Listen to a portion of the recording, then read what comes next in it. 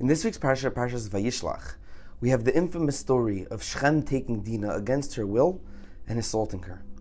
And we all know that from the Medrash that Dinah herself was supposed to be a boy, was supposed to be a Shevet, one of the 12 Shvatim.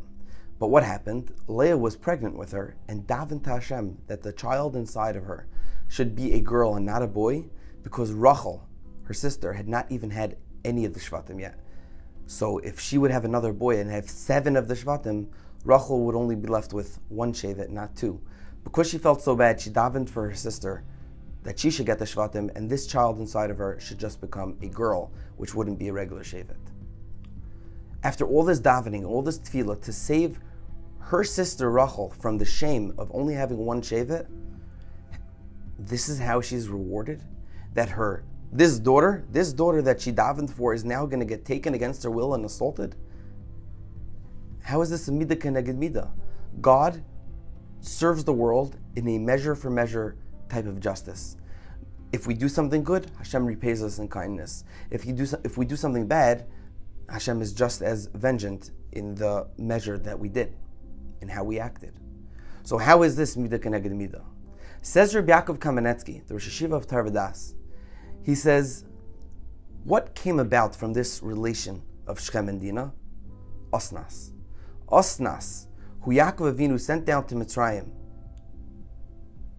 later on becoming a servant in the house of Potiphar, was down in Mitzrayim when Yosef himself came down.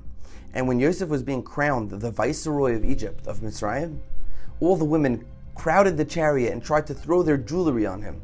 They wanted to be his wife. But there was one piece of jewelry, the Medrash says, that stuck out, a gold piece of jewelry that Osnas had thrown, and it said on it, Bas Yaakov, the daughter of Yaakov, because that was the family that she came from. Once Yosef saw that, he knew that that was his wife. And he married Osnas and had 2 children, Ephraim and Menashe, who both became full-fledged Shvatim.